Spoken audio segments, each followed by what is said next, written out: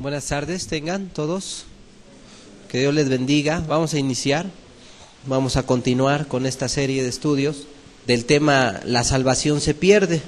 Para iniciar, pues yo quisiera que hiciéramos una oración. Vamos a pedirle a Dios que nos ayude.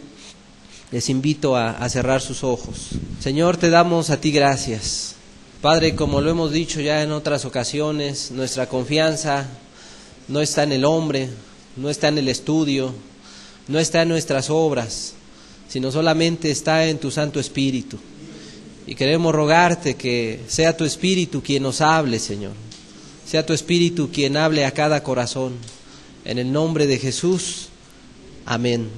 Para continuar con estos estudios, quiero yo comentarte que las personas que insisten en creer que la salvación se pierde, estas personas han hecho esfuerzos muy grandes por encontrar textos que de alguna manera justifiquen su doctrina, justifiquen su evangelio, pero asimismo esos textos, según ellos, justifican sus pecados, justifican su mala manera de vivir según ellos.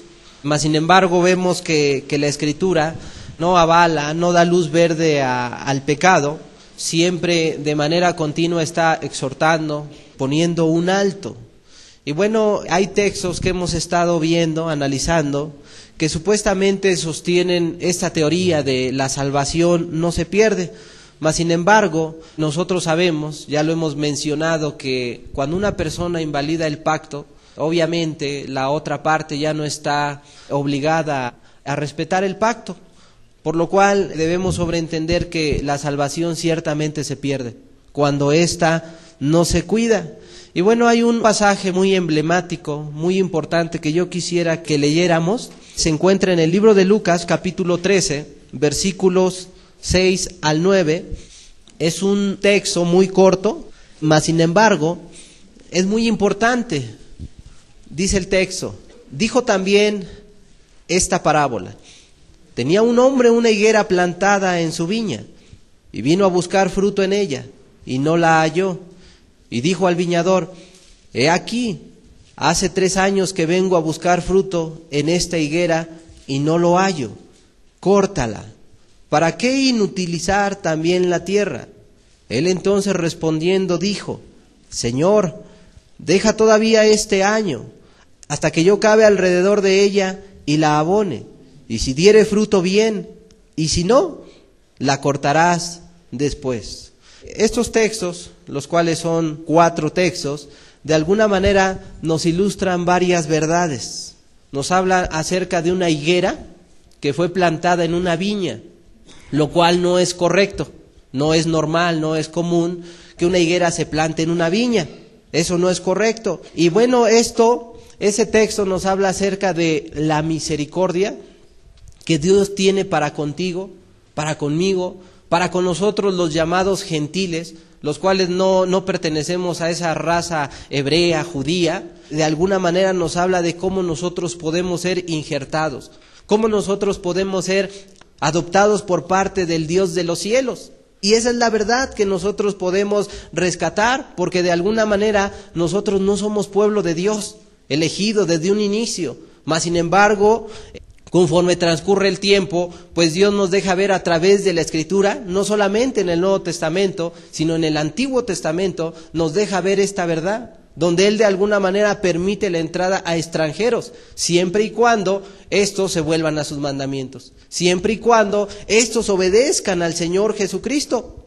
Y bueno, esa es una verdad muy importante que debemos tanto tú y yo entender, porque de alguna manera pues vemos que Dios no ha puesto obstáculos por causa de nuestra nacionalidad, por causa del lugar de donde venimos.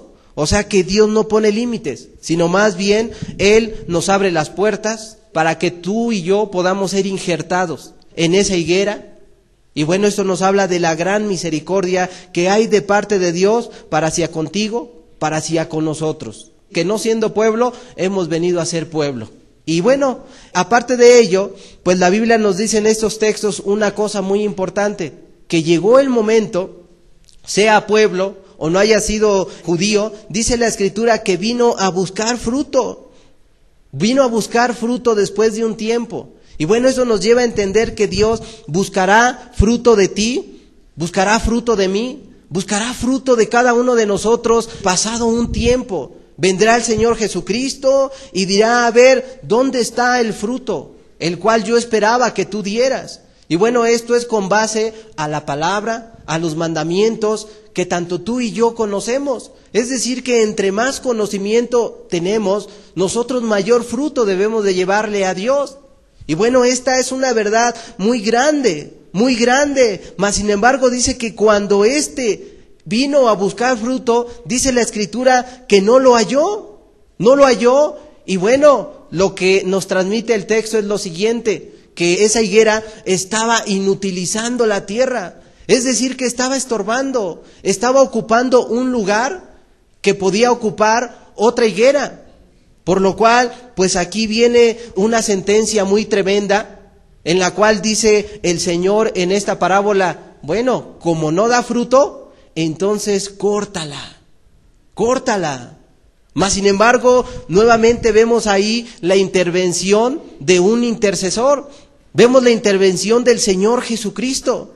Es ahí donde entra el papel de aquel que murió por nosotros en la cruz, para decir, no, espera, déjala un año más, y mira, la verdad es que yo voy a acabar alrededor de ella, la voy a abonar, la voy a cuidar. Y bueno, esto nos habla del principio que Dios aporta para con nosotros, llamado misericordia. Y vemos que la misericordia de Dios, dice la Escritura, que es hasta 1000 generaciones, pero trae una condición, de aquellos que le aman y le obedecen. Es decir, que Dios hasta el día de hoy ha extendido la misericordia para contigo, para conmigo, y a la verdad, si estamos en este lugar, pues es por su infinita misericordia. Es porque su brazo no se ha cortado. Es porque Él en su misericordia ha entendido una cosa, porque Él no quiere la muerte del que muere, como lo dice la Escritura, y por ello extiende su mano y hace todo lo posible para alcanzarte a ti, para alcanzar a cada uno de nosotros, a pesar de las indiferencias, a pesar de la necedad, a pesar de que en muchas ocasiones de manera obstinada seguimos pecando una y otra vez. Dios vemos que extiende su mano una y otra vez. Y bueno, aquí la idea es clara. Si tú lees el texto, dice, bueno, córtala. Y tanto tú y yo sabemos una cosa, que cuando hablamos de cortar, si tú cortas un rosal, un clavel, ¿es natural o es posible que se vuelva a pegar? Ya no se puede pegar. No es común, no es posible. Mas sin embargo aquí Dios nos habla en esta enseñanza acerca del amor tan grande que Él tiene, añadiendo el poder que Él tiene para poder injertar nuevamente esa planta, esa flor, ese fruto que fue cortado. Él tiene el poder, la potestad y la libertad para poder hacer ello. Y bueno, reitero, esto nos vuelve a hablar nuevamente acerca de la misericordia que Dios tiene para contigo y para conmigo. Y bueno, esta es la idea básica que Jesús trató de transmitir al fariseo, al escriba, a los gentiles, hacernos entender una cosa, que nosotros, no siendo pueblo, Dios nos puede injertar. Y aquellos que en un principio Dios los veía también al igual que a nosotros, porque no eran los mejores los del pueblo de Israel, no eran los mejores los judíos. Vemos que la Escritura dice, no, yo no te escogí por ser el mejor, sino por ser el peor, dice el libro de Deuteronomios, y te lo dice en ese capítulo 1, 2, 3, y en distintas maneras y formas Dios les dice esto: miren, no los llamé por ser los mejores, los llamé por ser los peores.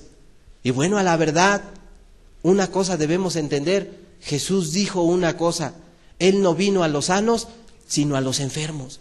Aquellas personas que se duelen, aquellas personas que aceptan su condición, en este caso hablemos físicamente, pero podemos transportarlo al área espiritual y decir, aquellas personas que se sienten mal espiritualmente, a ese tipo de personas es a las cuales Dios dijo, a ellas vengo, para ellas vine a este mundo, con el objetivo de salvarlas, de rescatarlas de su mala condición espiritual.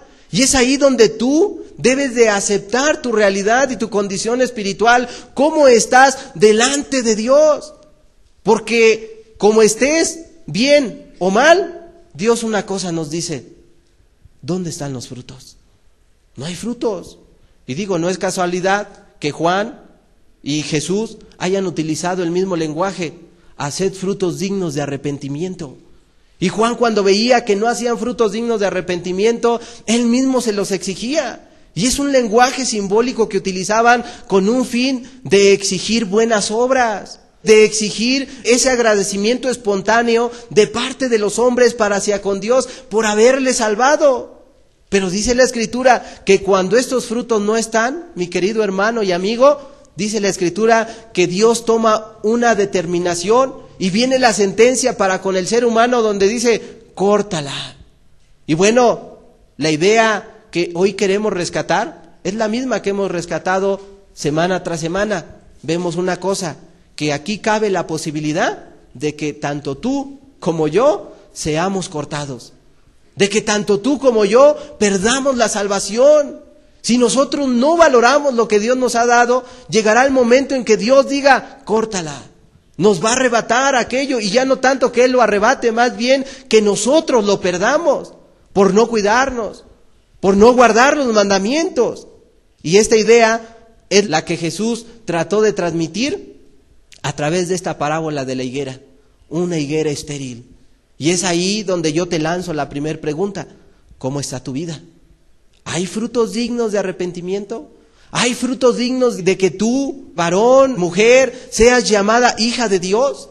Si hay esos frutos dignos de arrepentimiento, qué bueno. Pero si no los hay, pues yo creo que debes de preocuparte. Y más que preocuparte, debes ocuparte por estar dando esos frutos dignos de arrepentimiento delante de Dios, los cuales se muestran a final de cuentas no solamente delante de Dios, sino ante la sociedad, con tu familia, en la iglesia, en los distintos lugares los cuales tú frecuentas. Ahí se van a ver los frutos dignos de arrepentimiento.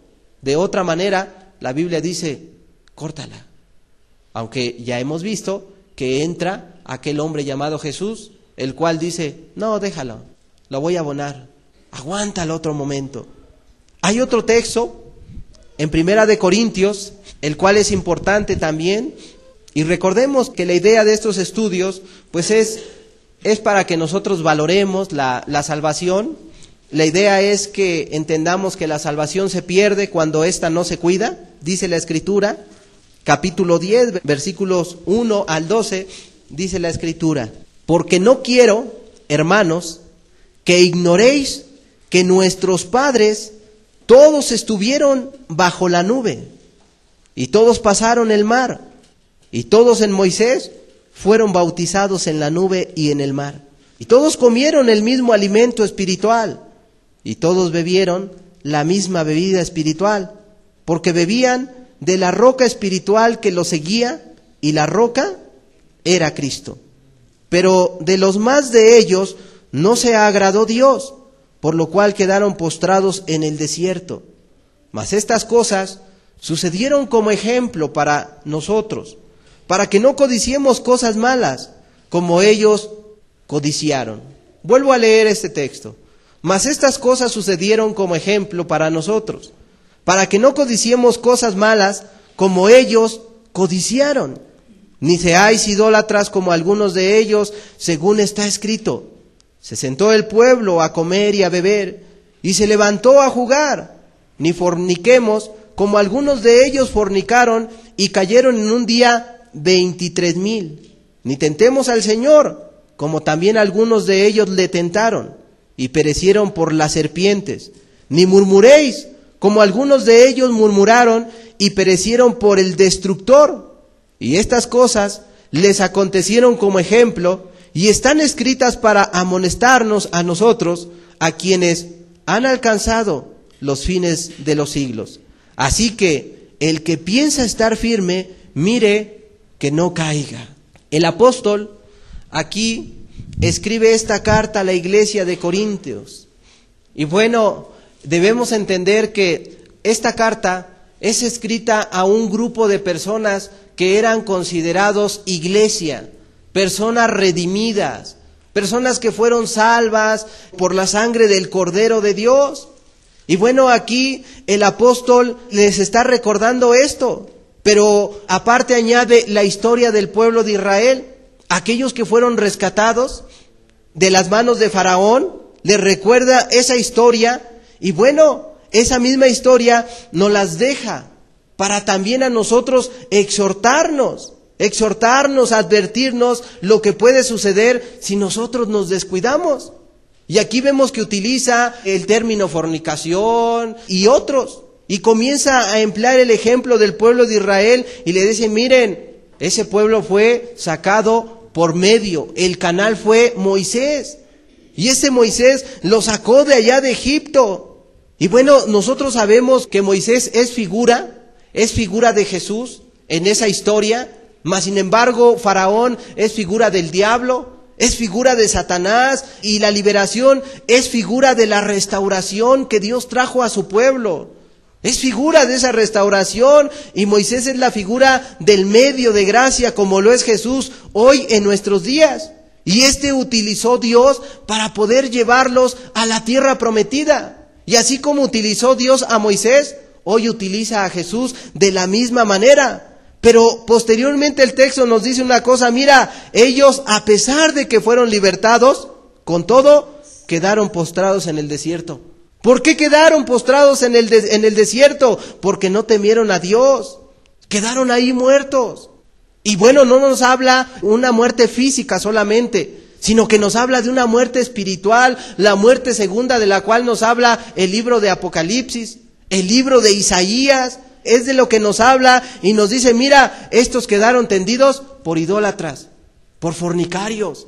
Y amado, a esos pecados le podemos añadir los de la lista de Gálatas 5, fornicación, adulterio, robos, mentiras, codicias, odios, rencores, resentimientos, todo tipo de pecados de los cuales el apóstol Pablo decía, miren, los que practican estas cosas no van a heredar el reino de Dios. Y decía cosas semejantes a estas. Es decir que estos son pecados por excelencia que regularmente el hombre hoy practica. Y digo sobre todo hoy en estos días. Estamos en una sociedad tan corrompida donde la moda es fornicar, es la idolatría. O sea, la moda es ello, amado. Pero aquí la Biblia nos dice una cosa de manera muy clara. Estas personas del pueblo de Israel y ustedes de la misma manera pueden perder la salvación, así como ellos la perdieron. Es decir que, amado, lo que Dios nos otorga es un regalo precioso. Es un regalo precioso el cual ganó y pagó a través de la sangre preciosa de Cristo. Es decir que el costo de tu salvación no es algo menor, es algo que debemos valorar. Yo creo que tú, madre o padre que te encuentras aquí, yo creo que tú valoras la vida de tu hijo. Yo creo que valoras la vida de tu hija. Y yo creo que por tu hija, por tu hijo, tú harías muchas cosas. A lo mejor ya la hiciste desde que era pequeño, y aún de adulto, ella o él, tú estás dispuesto a seguir apoyándole, porque es tu hija, porque es tu hijo. Y ahí se puede mostrar o ver un amor muy grande por parte de la madre, por parte de los padres. Bueno, ahora de aquí vemos una cosa, que Dios rescató a ellos para llamarlos hijos. Mas sin embargo estos, con todo y ello, a pesar de que los rescató, ellos siguieron obstinados en su pecado, en la idolatría, en la fornicación, y Dios, con todo el dolor de su corazón, los tuvo que cortar, porque veía que no se corregían. Y vemos nuevamente una cosa, la salvación, los bienes, vemos que de alguna manera los beneficios, lo que recibimos por parte de una madre, de un padre, pero lo que recibimos por parte de Dios se pierde cuando eso no se valora. Qué importante es que tú valores. Qué importante es que valores así como Dios valoró a su Hijo, porque puedes ver a través de la Escritura, a pesar de que permitió la muerte, a pesar de que permitió la crucifixión, el dolor, la humillación, los golpes, el látigo, con todo y ello, puedes ver textos, palabras de Dios, donde valora mucho a su Hijo. La Escritura dice que los que creen serán salvos, pero los que no han creído al Hijo de Dios, dice la Biblia, estos ya han sido condenados. Es decir que Dios se adelanta a un juicio. Por adelantado dice aquellas personas que no han creído y que no han valorado la muerte de Cristo, dice, ya eres condenado. Pero ¿sabes por qué eres condenado? No solamente por tus pecados, sino porque no valoraste a aquel que yo mandé. ¿No valoraste a aquel que yo permití que sufrí? ¿No has valorado a aquel que murió por ti derramando su sangre preciosa? No lo has valorado. Y amado, esto habla del peso que nosotros debemos de darle a esta serie de textos, donde la Biblia dice que los que sacaron de Egipto no lo valoraron. En los días de los corintios ya no lo estaban valorando. Viene la exhortación y yo te pregunto hoy, ¿tú estás valorando? ¿Has valorado a Cristo? ¿Lo quieres valorar? Eso se demuestra con hechos, se demuestra en tu manera de vivir, en tu constancia, en obedecer a los mandamientos, en amar a Dios, en amar a tu prójimo, en serle fiel y honrar a tu padre y a tu madre, y así guardando todos los demás mandamientos que Dios habla en la palabra de Dios. Esa es la manera, esas son las formas de creer y de confiar en Cristo. Otro texto que continúa, Corintios capítulo 10, versículo 6, dice la Escritura: mas estas cosas sucedieron como ejemplo para nosotros, para que no codiciemos cosas malas como ellos codiciaron, para que no forniquemos. Para eso las dejó Dios. O sea que es lo que nos dice, que para que no forniquemos, para que no seamos idólatras como ellos. Lo que Dios te está diciendo, mira, no hagas lo que ellos hicieron, no actúes como ellos actuaron, porque mira el final, mira el desenlace de sus vidas, no fue el mejor. Y tú puedes ver que no es el mejor. La Biblia dice que vinieron serpientes y los mordieron, y muchos terminaron así sus días por este mundo. Corintios 10, versículo 11, y estas cosas les acontecieron como ejemplo, y están escritas para amonestarnos a nosotros, a quienes han alcanzado los fines de los siglos. Pablo estaba hablando de personas redimidas, que habían sido redimidas, y les exhorta para reprender a la iglesia. O sea, les exhorta para poner en alerta a aquella iglesia, a los corintios, diciéndoles, miren, tengan cuidado, prendan los focos de alarma para que no se confíen. Es por ello que les envío esta exhortación por medio de la carta, para que ustedes no caigan en exceso de confianza, porque ellos cayeron. Aquellos que Dios sacó a través de Moisés, ellos se confiaron, y mira cuál fue su final: la muerte, y la muerte en el desierto. Y el ejemplo es claro y está escrito para que no nos acontezca a ti y a mí como le aconteció a ellos, a los que sacó Dios de allá de Egipto. ¿Por qué? Ellos no recibieron la promesa, amado, no recibieron la salvación. En su momento habían sido rescatados, pero se quedaron a medio camino. A medio camino se quedaron tendidos y no pudieron alcanzar las promesas que Dios les había dado, y fueron condenados. Ellos, los que decían que sus hijos, estos mismos que quedaron tendidos, dijeron, sus hijos, nuestros hijos no van a entrar. Y Dios dice, claro que sí van a entrar. Y son ellos los que no entran, y son sus hijos a los cuales Josué toma y los mete a la tierra prometida. Y la Biblia termina diciéndonos de la historia de Josué una cosa: que todos los días de Josué el pueblo sirvió a Jehová. Hasta que murieron todos los ancianos, la siguiente generación ya no conoció a Jehová. Pero ¿qué vemos? Que Dios, por un lado, aquel pueblo que sacó, lo dejó tendido, no porque fuera su voluntad. Ellos mismos decidieron ese final. Pero por otro lado vemos a la generación de estos siendo salvas, restauradas. Personas que entraron a la tierra prometida, porque Dios lo puede hacer, amado. Y debemos entender una cosa muy hermosa, que en estos días es cuando Dios nos ha proporcionado a todos los seres humanos mayor gracia para poder resistir a los dardos del diablo. Y sí, sabemos que a la verdad, la maldad, tú sales y ¿qué te ministra este mundo? Fornicación, adulterio, mentira, robo, contiendas, deshonestidad, fraudes, un sinfín de cosas. Es lo único que te transmiten, es lo único en lo que te quieren edificar, que es para lo malo. Pero Dios dice que a pesar de ello, en estos días Él derramaría su espíritu sobre toda carne. Y la persona que tiene el espíritu, tú de alguna manera puedes ver una cosa muy importante. Daniel le hizo frente a las fieras, a los leones. No se echó atrás, tuvo dominio propio, poder para poder vencer, no en sus fuerzas, sino con la ayuda de Dios. Tú puedes ver a Daniel y a sus amigos haciéndole frente al rey, diciéndoles que no iban a adorar a otros dioses y los mandan al fuego. Pero ¿qué dice la Escritura? Que Dios los rescata, Dios los guarda de que sus cuerpos sean quemados.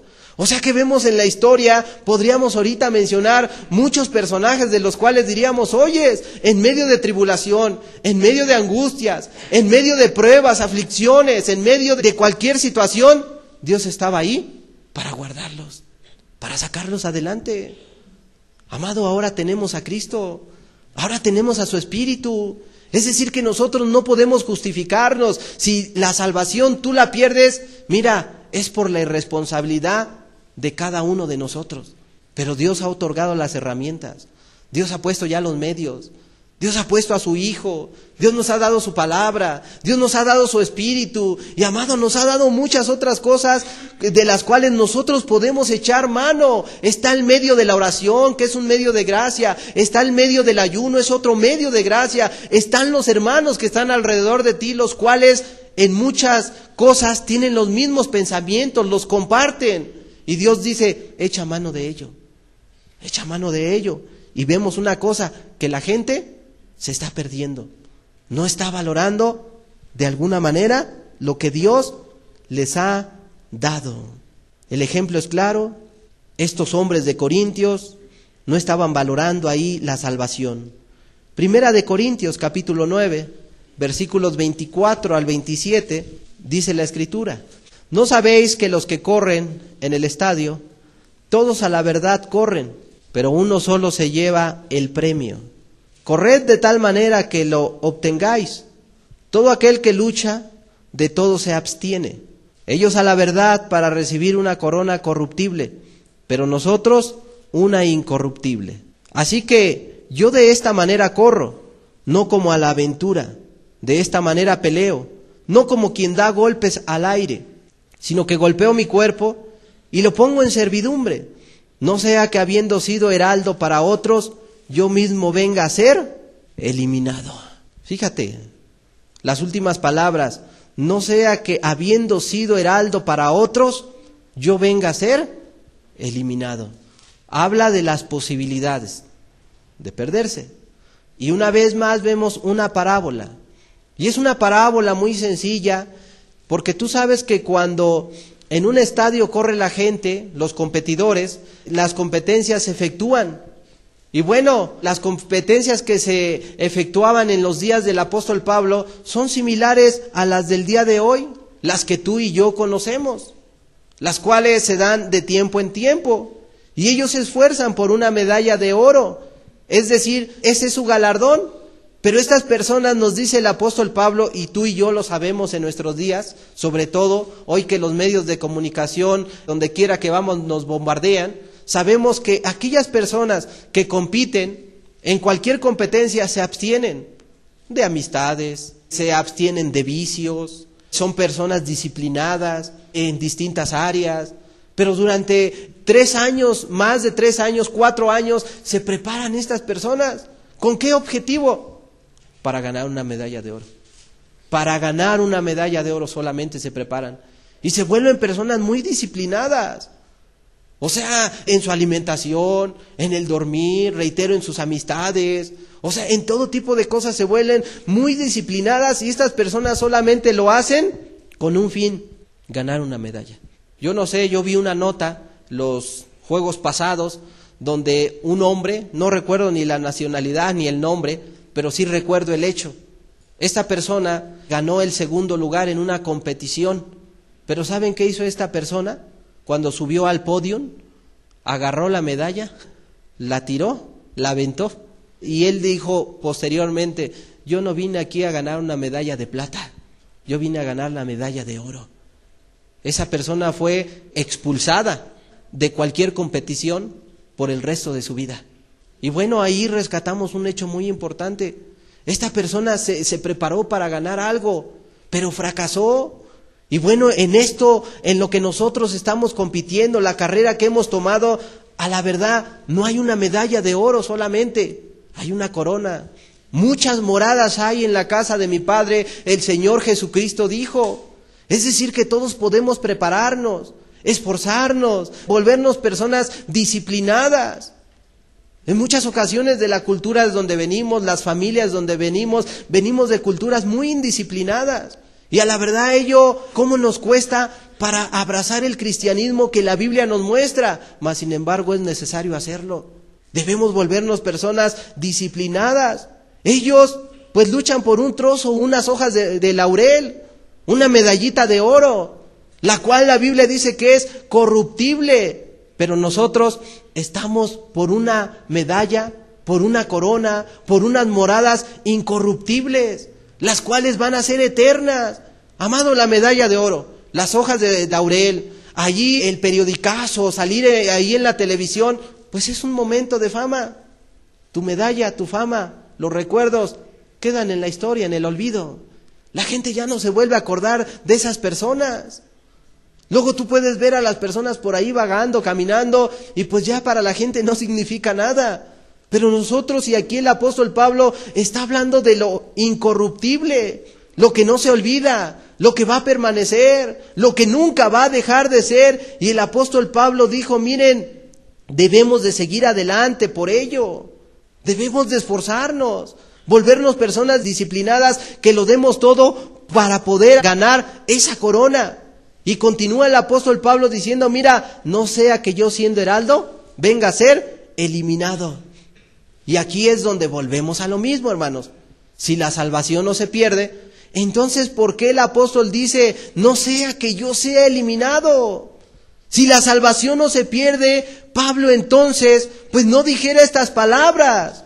Mas sin embargo, tú puedes ver aquí en las palabras del apóstol Pablo que de alguna manera lo que nos transmiten es que él tenía miedo de ser eliminado por dejar de hacer la voluntad de Dios. O sea que Pablo les dice de esta manera clara para que ellos alcancen esa amplia y generosa entrada al reino de los cielos.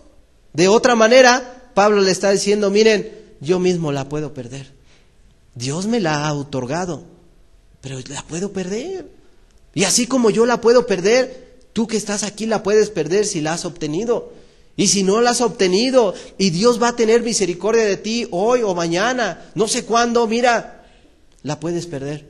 Si no la valoras y si no la cuidas. Ahora aquí el término que utiliza el apóstol Pablo, el término eliminado en el griego es adokimos. Y se traduce en el inglés como cast away, que quiere decir ser lanzado fuera. Es lo que dice el apóstol, mira, vas a ser lanzado fuera, o también se utiliza en el inglés la palabra reprobate, lo cual quiere decir ser reprobado, ser desechado por Dios, ser rechazado, ya Dios no te va a recibir más, y se refiere a esto precisamente el apóstol Pablo, que si tú no te vuelves en ese tipo de persona esforzada, no te cuidas, no valoras, no eres una persona disciplinada, mira, te vas a perder. Y les dice, no van a alcanzar el galardón. A eso se refiere este término griego. Y amado, ¿por cuál galardón estamos corriendo tú y yo? ¿O por cuál galardón queremos iniciar en esta caminata, en esta carrera? El galardón que se nos va a dar en los cielos. Y bueno, para ello debemos de mantener la fe. Porque si somos personas pesimistas, no, ya la perdí, ya esto, cuando sabes que no es verdad. Si pecas, lo pierdes. Si no pecas, pensamientos y dardos van a venir. Calificaciones, señalaciones por parte de la gente van a venir. Pero amado, la Biblia dice que es necesario que a través de luchas, a través de diversas situaciones, lleguemos al reino de los cielos. Y esto es a lo que se refería el apóstol Pablo. Amado, puedes perder el cielo, la eternidad, te puedes perder si tú no valoras lo que Dios te ha dado o te quiere dar. El apóstol Pablo decía una cosa y tú lo sabes bien: he peleado la buena batalla, he acabado la carrera, he guardado la fe. Por lo demás me espera la corona de justicia, la cual me dará el Señor a mí y a los que le obedecen. El hombre había peleado una batalla Y sabemos que la lucha no es contra carne ni sangre, sino contra potestades, principados, contra gobernadores de este mundo y de las tinieblas. Y el apóstol Pablo había enfrentado todo ese tipo de luchas. Cuando estuvo allá en Listra, cuando estuvo en Iconio, cuando estuvo ahí entre los griegos, fue azotado, fue golpeado, fue encarcelado, fue apedreado, fue perseguido. O sea que persecución de todos recibió. Él decía de los de adentro y de los de afuera. Y qué triste y lamentable es ello, que el apóstol Pablo, siendo un hombre de Dios, haya recibido no solamente de los de afuera, sino de los de adentro también. Estaba siendo atacado por aquellas personas, mas sin embargo él dice, pero yo he peleado la buena batalla con todo. Y termina diciendo, he acabado la carrera. Pero lo más importante que podemos rescatar en ese texto es que él dice, he guardado la fe. ¿Cuál fe? La cual Dios le transmitió en un inicio. Y la fe nos habla del arrepentimiento y creer en la palabra de Dios.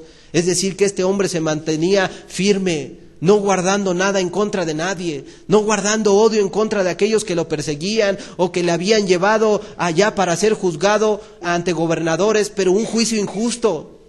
O sea, él no guardaba nada, sino al contrario, todo lo sufría por amor a ¿quién? Por amor a su Señor.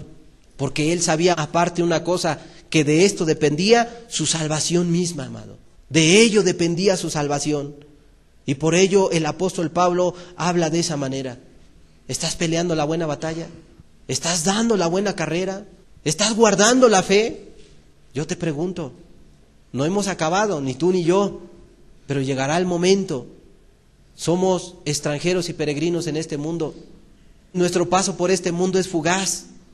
No eres eterno, no eres eterna.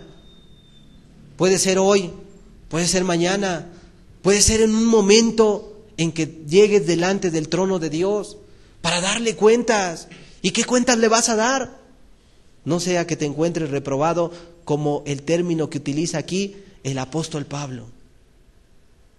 Hay otro texto, el cual es duro, o son duros estos textos, pero son escriturales, déjame decírtelo. Y se deben de leer. Hebreos capítulo 10, versículos 26 al 31. Son algunos textos muy duros que a veces la gente no quiere leer o les conviene malinterpretar. Mas sin embargo no los debemos de malinterpretar. Dice la Escritura, si tú los malinterpretas, tú te engañas. Porque si pecáremos voluntariamente, después de haber recibido el conocimiento de la verdad, ya no queda más sacrificio por los pecados, sino una horrenda expectación de juicio y de hervor de fuego que ha de devorar a los adversarios.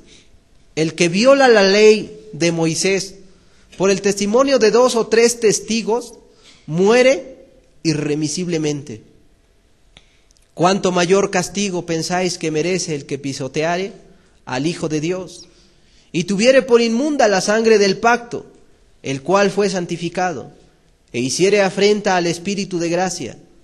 Pues conocemos al que dijo, mía es la venganza, yo daré el pago, dice el Señor. Y otra vez el Señor juzgará a su pueblo. Horrenda cosa es caer en manos del Dios vivo. Horrenda cosa es caer en manos del Dios vivo. Estos textos fueron escritos por un apóstol. A final de cuentas no sabemos si fue uno o fue otro. No es el tema. Pero fueron escritos por un apóstol que escribió a una iglesia. Y era una iglesia que conocía a Dios al igual que los corintios. Era una iglesia que había sido salva, rescatada. Las buenas nuevas habían llegado hasta aquel lugar y estas personas habían sido rescatadas por Dios. Habían sido lavadas. Y el apóstol Pablo está hablando acerca del pecado con soberbia, el pecado con luz, es decir, el pecado voluntario con obstinación. O sea que este pecado del cual habla el libro de Hebreos, habla de personas que tienen el pleno conocimiento de la palabra de Dios, aquellos que les alumbró Cristo, aquellos que fueron rescatados por un tiempo. Habla acerca de ellos. Pero son personas que ahora de manera voluntaria y obstinada van y pecan ante Dios de manera deliberada.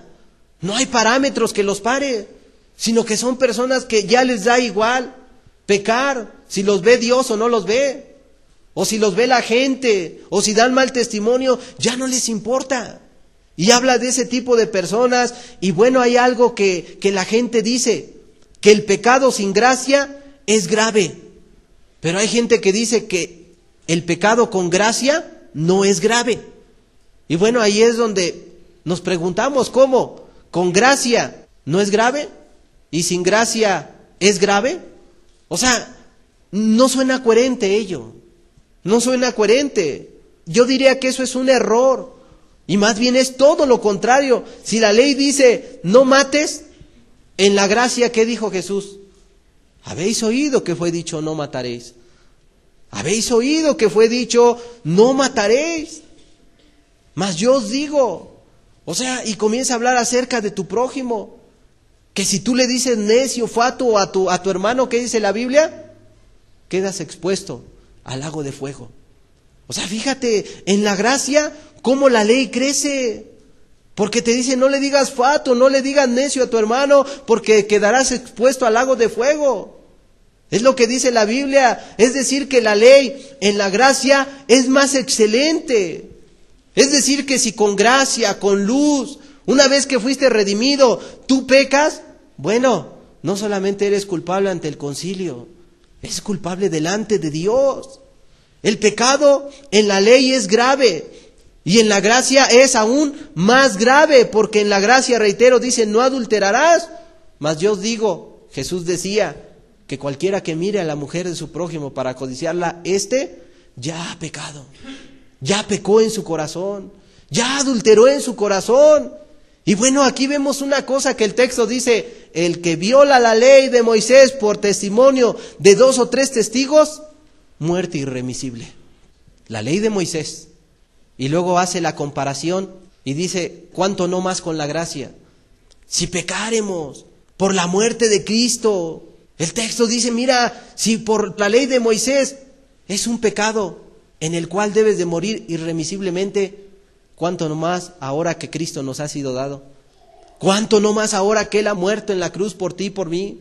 O sea, hay mayor razón para que seas condenado y seas cortado si tú no te arrepientes.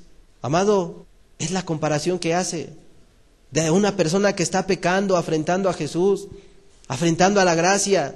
Y amado, ahí es donde yo te invito, tú que dices ser cristiano o que eres cristiano, ten cuidado, porque si tú andas pecando deliberadamente, y no me refiero a multitud de pecados, me refiero a un pecado, ten cuidado, porque ¿qué nos dice la Biblia? No lo digo yo, la Biblia dice que ya no vas a ser perdonado, ya no vas a ser perdonada. El que peca deliberadamente trae consigo mismo una tragedia. Personas que se quieren pasar de listo. Habla de gente que conoció a Jesús y sus mandamientos, personas que recibieron las buenas nuevas, la luz, las bendiciones, la paz, el espíritu, el amor. Es gente que no estaba ignorante de las cosas de Dios, pero que actúan de esta manera. Dios dice, mira, ya no vas a alcanzar misericordia. Como diciendo Dios, mira, párale mejor párale. Y reitero aquí, son personas que pecan deliberadamente, pecados en serie.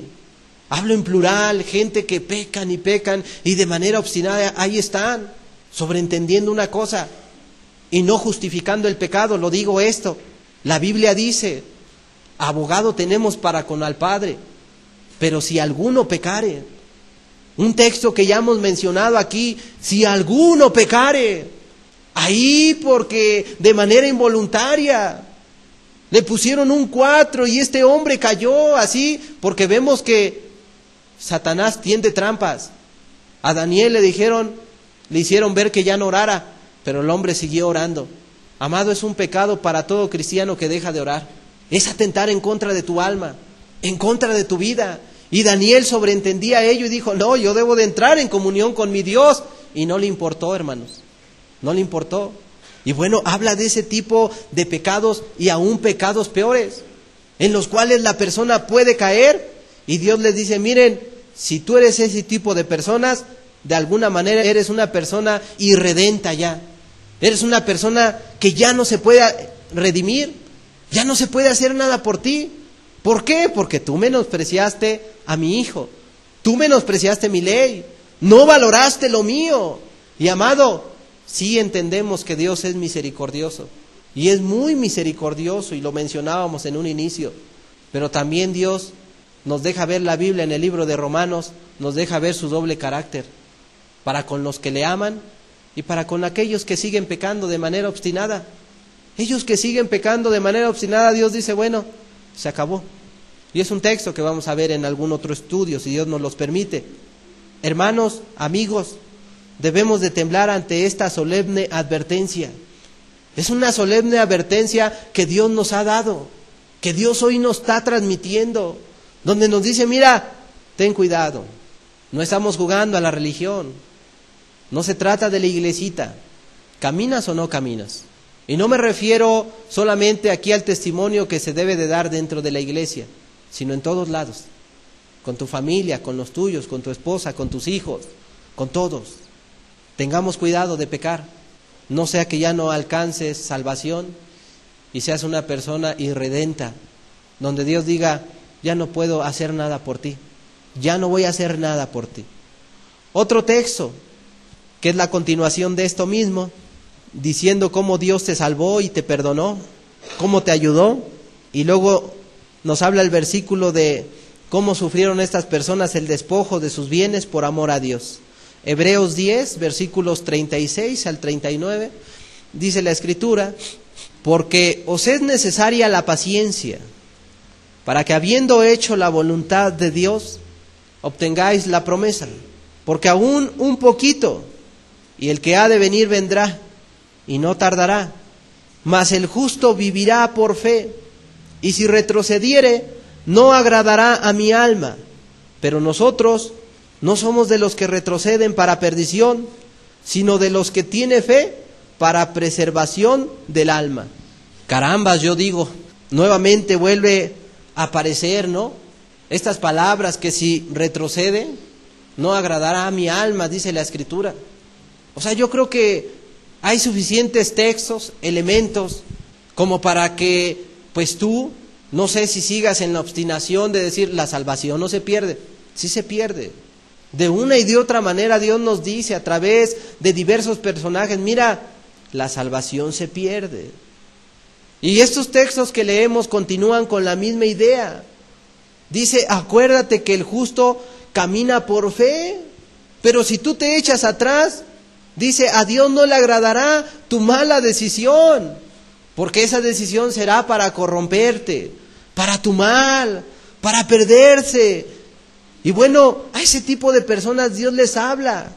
Y Dios nos dice lo que ya hemos mencionado a lo largo de este estudio.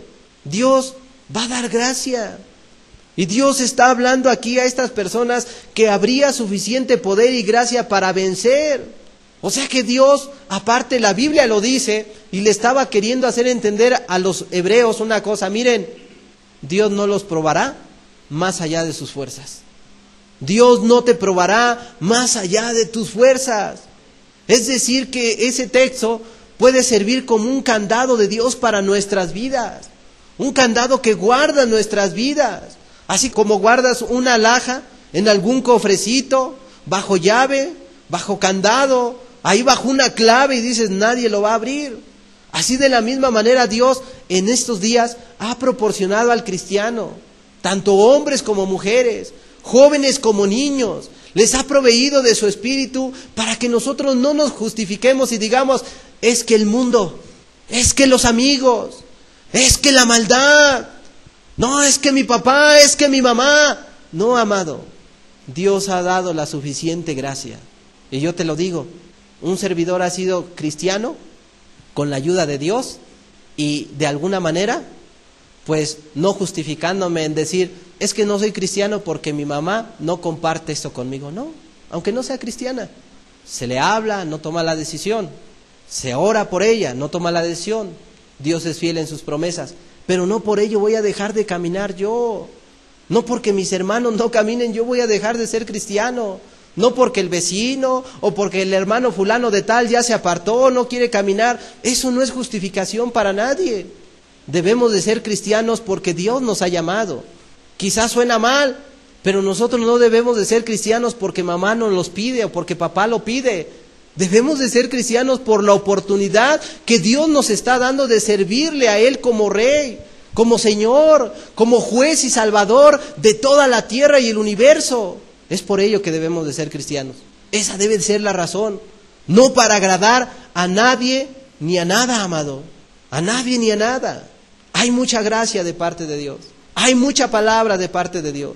Su Espíritu está, nos ha dado todo.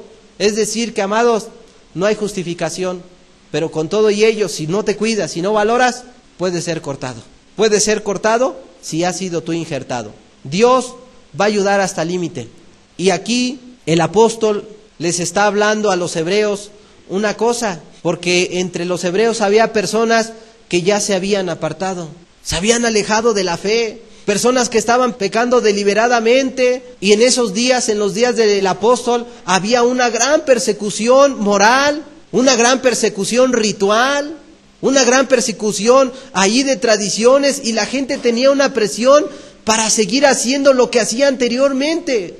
Es decir, que eran días donde los querían hacer regresar a la circuncisión, días donde venían el sumo sacerdote con los principales y les decían, no, deben de hacer esto, si no, no van a ser salvos, o si no, no son de los nuestros.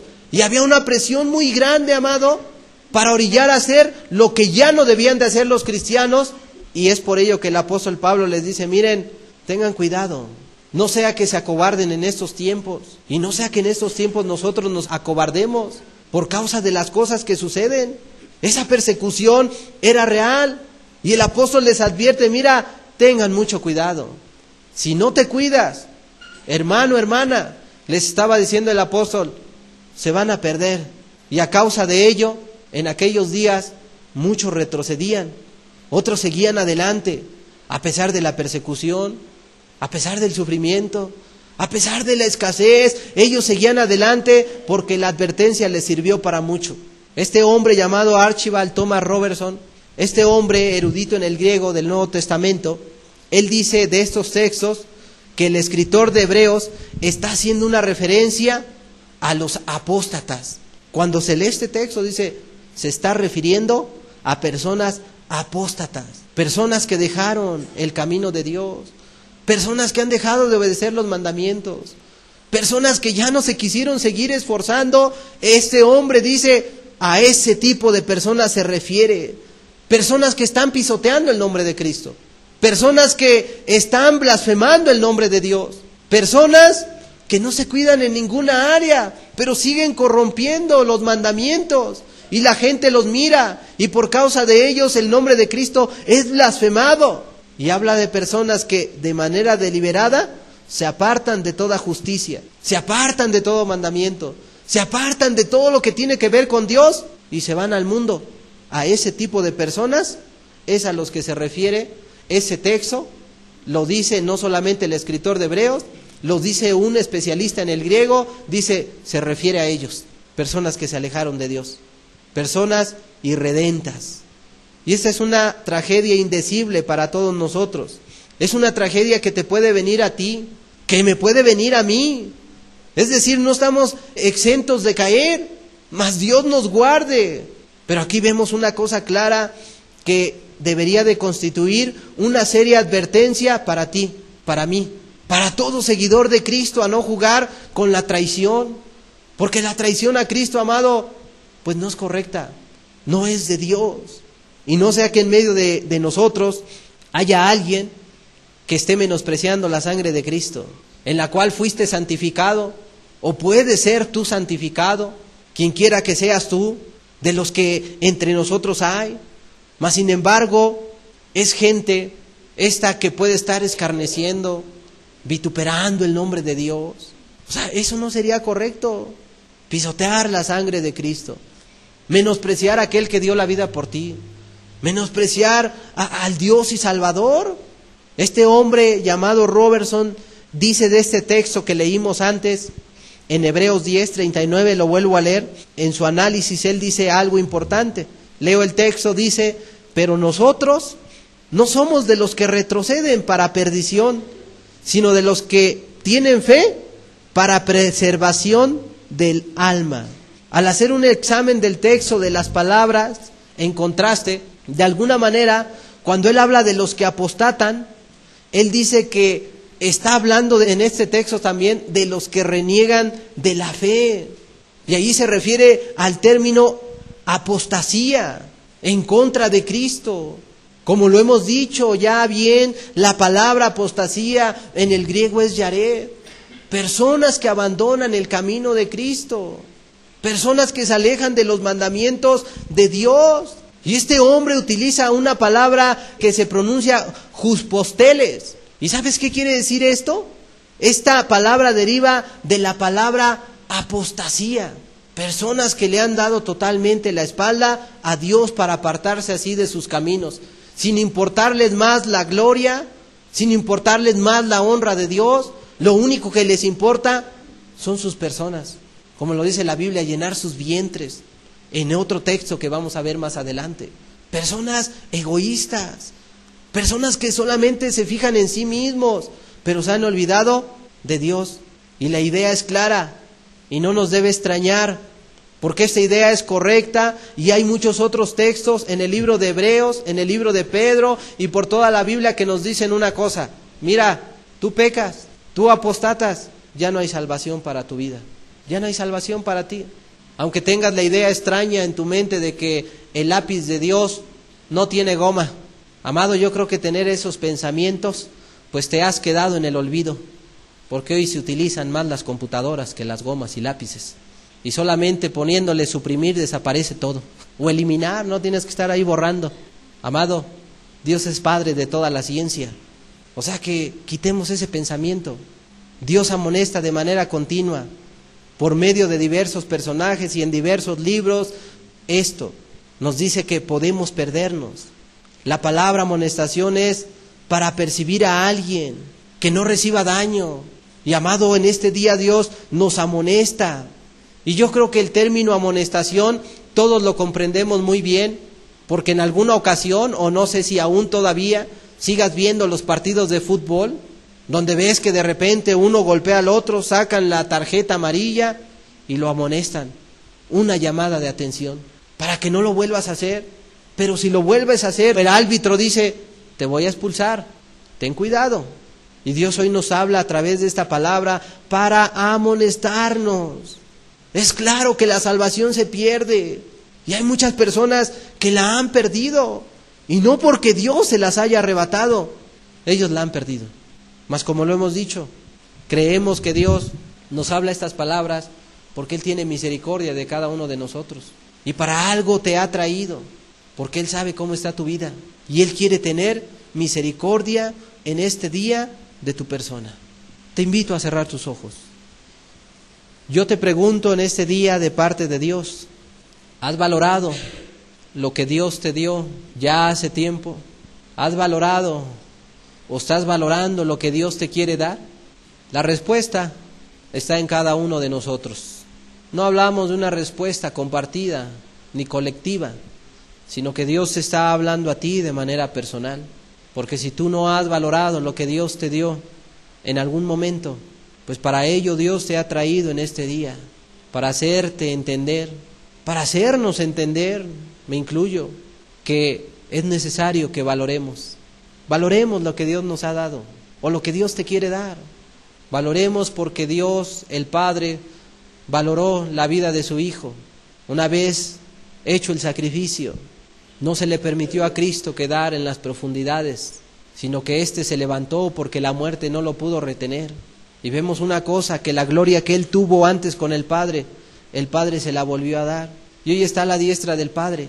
Mas sin embargo, con todo ello, hay personas que no han valorado, no quieren valorar. Pero yo creo que es tiempo de que valoremos esta salvación tan grande, que no la descuidemos. Una salvación la cual se debe valorar con base a los mandamientos de Dios. Amar a Dios sobre todas las cosas, amar al prójimo, Y como lo dice ahí la Biblia en el libro del Éxodo, yo soy Jehová tu Dios, fuerte y celoso. Yo soy Jehová tu Dios, que te saqué de la tierra de Egipto, de casa de servidumbre.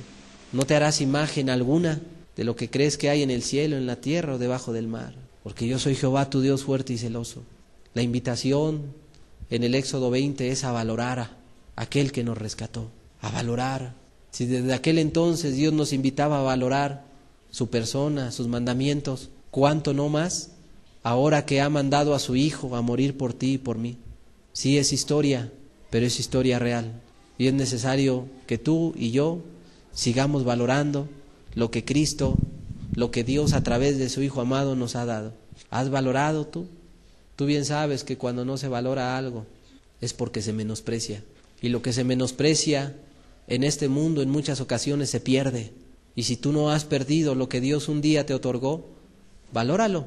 Valóralo con frutos, de los cuales hablaba Jesús, de los cuales habla el apóstol Pablo, de los cuales hablaba Juan el Bautista, de los cuales hablaba el apóstol Pedro.